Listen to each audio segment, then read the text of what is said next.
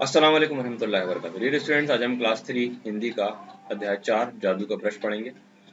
चीन के गांव में एक सुंदर लड़की रहती थी। उसका नाम सू यी था।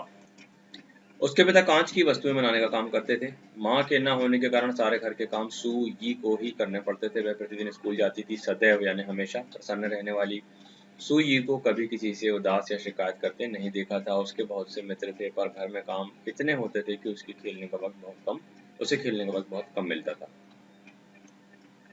छोटी सी सुई को लोगों के काम आना अच्छा लगता था। एक दिन काम करते हुए सुई के पिता का हाथ आग से जल गया। डॉक्टर ने कहा कि उन्हें ठीक होने में कुछ महीने लगेंगे। उनके इलाज में काफी पैसे लग गए थे और कुछ महीने तो वे काम पर भी नहीं जा सकते थे। इसलिए सुई ने स्कूल छोड़ दिया और एक धनी स्त्री के घर में काम करने लगी। वह स्त्री धनी तो थी, पर उसका दिल बहुत छोटा था। सुई जैसी छोटी लड़कियों से अत्यधिक काम कराना उसकी आदत थी। उस धनी स्त्री के घर में चित्रों का भी एक कमरा था। उसमें अनेक सुंदर चित्र टंगे थे। वे चित्र फूलों, बच्चों, जंगलों और समुद्रों आदि के थे।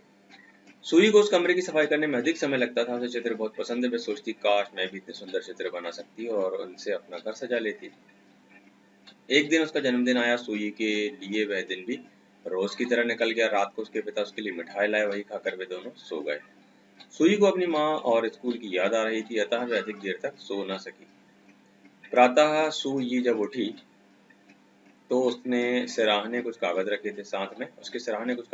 साथ में ढेर सारे रंग और सतरंगा ब्रश भी था। सतरंगा यानी 7 रंग का। उस पर जन्मदिन मुबारक हो का रिबन लगा हुआ था। सुई बहुत खुश हुई। उस दिन खुशी खुशी काम पर चली गई। शाम को लौटकर उसे चित्र जो बनाने थे, काम खत्म कर जब वह घर आई तो घर के काम बाकी थे। उन्हें करते करते देर हो गई। सोने से पहले वह कागज और रंग लेकर चित्र बनाने बैठ गई। उसने ब्रश से एक फूलदान बनाया और कुछ रंग बिरंगे फूल बनाकर वह सो गई। प्रातः जब उसकी आंख खुली तो कमरे में फूलों की खुशबू आ रही थी। उसके पिता और वह देखते रह गए। उसका बनाया फूलदान और वे फूल सचमुच के हो गए थे। सुई बहुत खुश हुई। दूसरे दिन शाम को उसने गाय का चित्र बनाया और साथ में एक घोड़ा भी।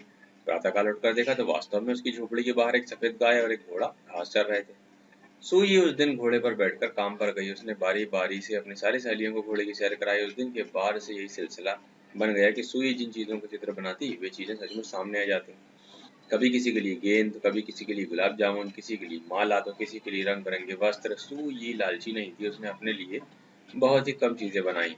वह तो बस जरूरतमंद लोगों की जरूरतें पूरी करती थी। अब उसकी मालकिन को पता चला कि सुई के पास जादू का ब्रश है, तो वह उसके घर आ धमकी। सुई ने उसका स्वागत किया। मालकिन ने देखा कि सुई की झोपड़ी तो हमेशा की तरह ही लग रही है। मालकिन से पूछे बगैर रहा न गया। वह बोली, सुई, क्या तुम्हें सच में ऐसा कोई जादू आता है?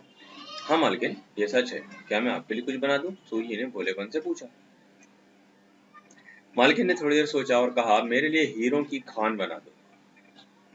वह खान तो यहाँ आ नहीं पाएगी, तो मुझे ही खान में पहुंचा दो। जो हुक्म मालकिन, सुई बोली। रात को उसने हीरो की खान का चित्र बनाया और उसमें अपनी मालकिन को भी बना दिया।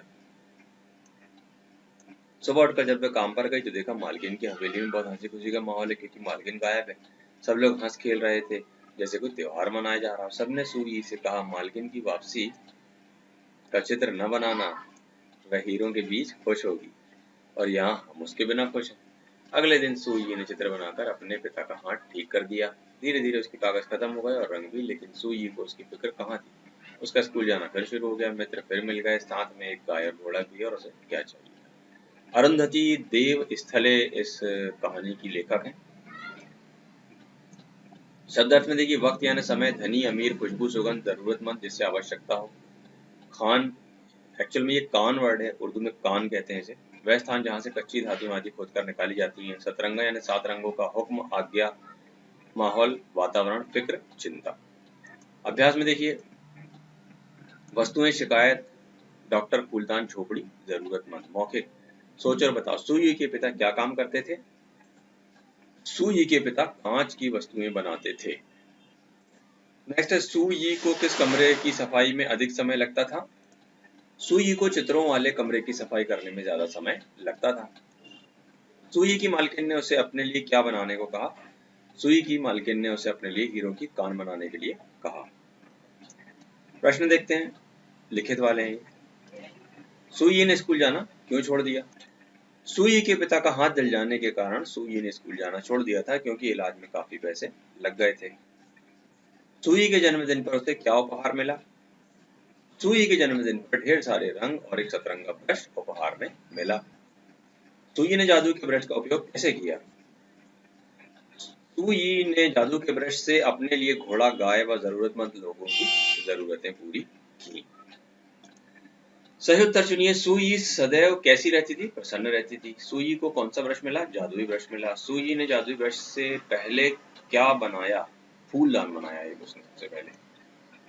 सुई ने अपनी मालकिन को कहाँ भेजा? हीरो की खान में भेज दिया उसने। मूल्य आधारित प्रश्न देखिए, यदि जादू का ब्रश आपको मिलता तो क्या आप भी सुई की तरह जरूरतमंद लोगों की मदद करते या कि अपने लिए ही वस्तुएं बनाते? अब आप सोच के बताइए, ऐसा कोई ब्रश होता नहीं है हालांकि। निम्नलिखित वाक्य में उचित विराम चिन्ह लगाओ। उसके बहुत से मित्र थे, तो इस तरीके से लिख सकते हैं, उसके बहुत और से के बीच में लगा सकते हैं। वहां फूलों, कौमा बच्चों, कौमा समुद्रों, कौमा जंगलों आदि के चित्र थे, पूर्ण विराम। काश, कौमा मैं भी इतनी सुंदर होती, पूर्ण विराम। क्या तुम्हें सचमुच कोई जादू आता है? प्रश्नवाचक चिन्ह। निम्नलिखित विशेषण के साथ विशेष्य लिखो। ये विशेषण दिए हुए हैं, अब हम इसके साथ कोई भी एक विशेष्य लिख सकते हैं। रंग बिरंगे फूल हो सकते हैं, रंग बिरंगे फूल, घना जंगल, सतरंगी ब्रश, अधिक सुंदर, सुंदर लड़की, लाल फूल। आप अपनी तरफ से भी कोई वर्ड दूसरे लिख सकते हैं इसमें शायद। आगे देखिए, आपने अभी तक जादू की कौन कौन सी चीजों के विषय में सुना है, उनके नाम लिखो। जादू की कोई चीजें इस दुनिया में नहीं होती, फरिश्तों वगैरह के पास होती हैं, जिन्नों के पास होती हैं, और जादू हराम भी है। बहरहाल अब आप अगर कुछ सुना है आपने तो आप यहाँ पर लिख सकते हैं।